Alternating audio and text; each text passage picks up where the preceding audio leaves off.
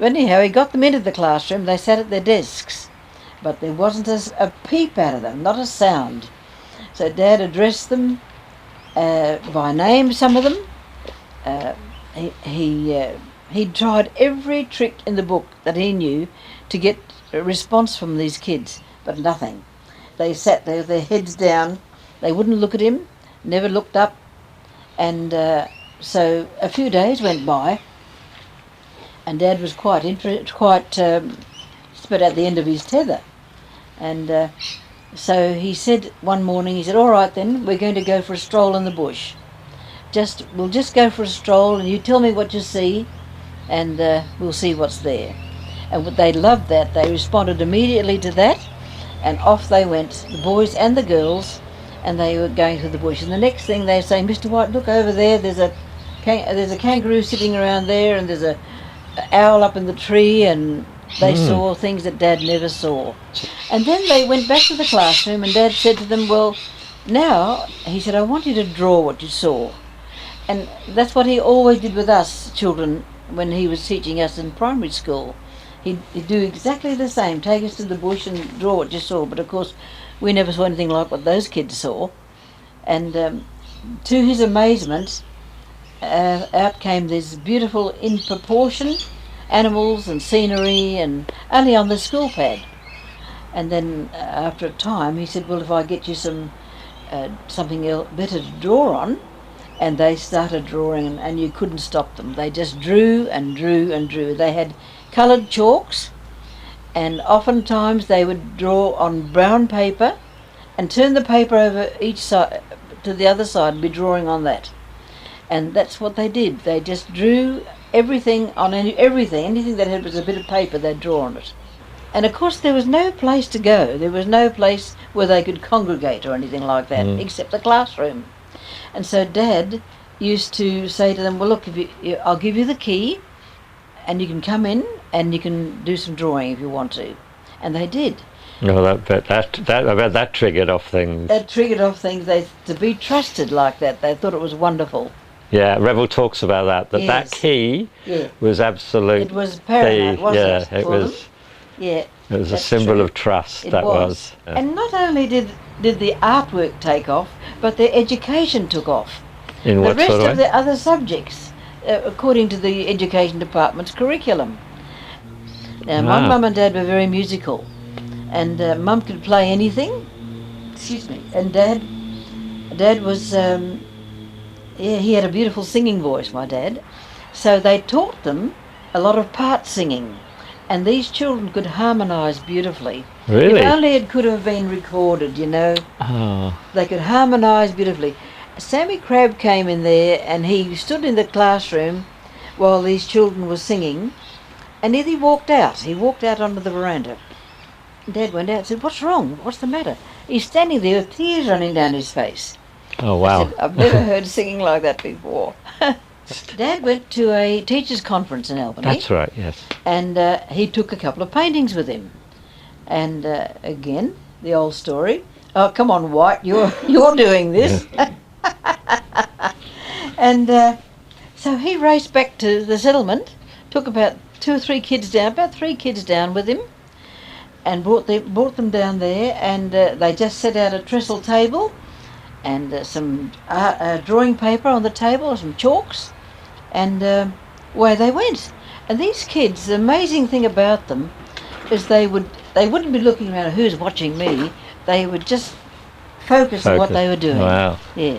And they would just bend their head, and they went to work. And people were absolutely astounded at what came out. And before they could finish, I'll buy that one, I'll buy that one, I'll have that one. Wow. Yeah. But you see, as I've explained sometimes to other people, we loved the paintings. We thought they were beautiful, but we never thought they were valuable. Yeah. You see, no one had any value, or never had seen anything like this before. And so when the classroom was just chock-a-block with paintings, all the walls, there wasn't a square inch on the walls. Now I was going to ask you, where did all these paintings go? Yeah, It was they like were all on the walls. There's a And picture of that. Yeah, Dad used to give them away by the dozen. "Oh, would you like a couple of oh yes, I'd like that." I'd give them 2 or 3 paintings, and off they'd go with it. And And this must have been good for the boys to. oh, they were very proud of what they'd done. Yeah. Yeah. And then, of course, the other thing was sports. They loved their sports, especially football. Oh, And, the famous football team. They were barefooted, fleet of foot, and they got these Guernseys. Have you seen the photos of them with the kangaroo Yes, on the it's- front? Oh. They were never, ever beaten. Rebel was very proud of that They as well. They were fantastic. And So yes, they got sick. They came up to Perth. they played those boys, big strapping fellas with football boots, the whole lot. Our little fellas just ran rings around them.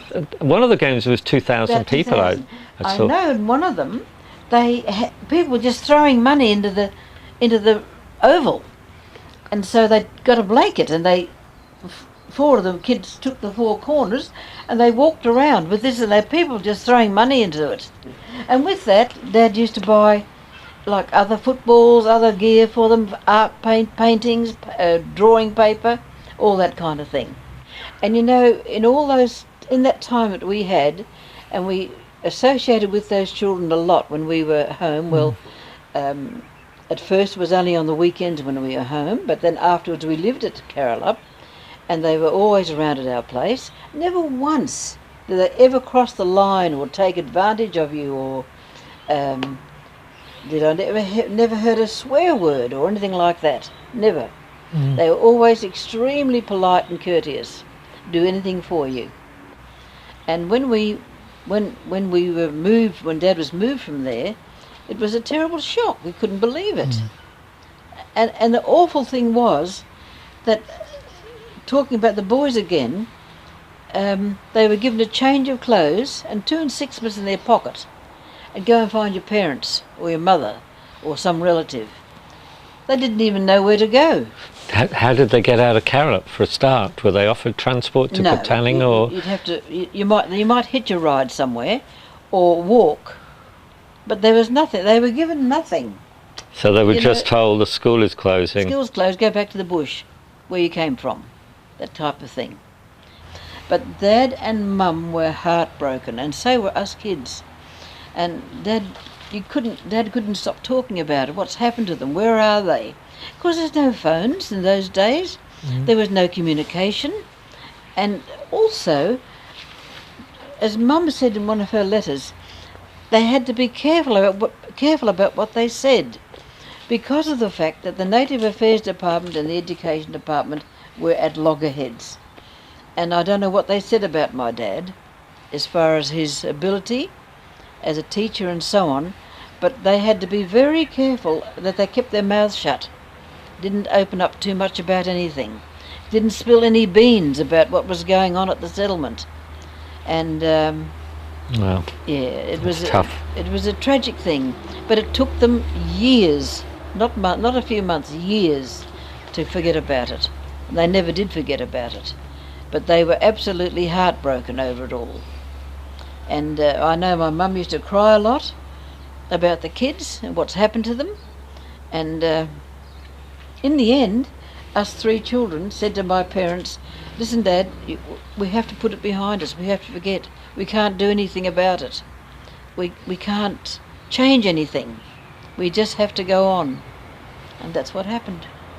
And so there was this big gulf of silence. Nothing. And my dad thought, and Mum thought, that it was gone and lost forever. But it's not now. It's not. It's Makes me not now. cry when I think about it. Yeah. Thank you. Yeah. It's now the story will be told in so many ways It now. will, It's it will. beautiful. It's really Thanks, Tanya, beautiful. darling. Thank you. It's Thanks, beautiful. love. Thank you very much. Thank you, Noelene. Yeah, I can't. You've got me going as well. Yeah. It's such a beautiful moment in time. So much could have come from that moment Yes. of time. Yes. But And Dad thought, well, who will want to know? Who would want to know anything about it? well, the world will now know. Yeah. We're stunning. going to tell that story.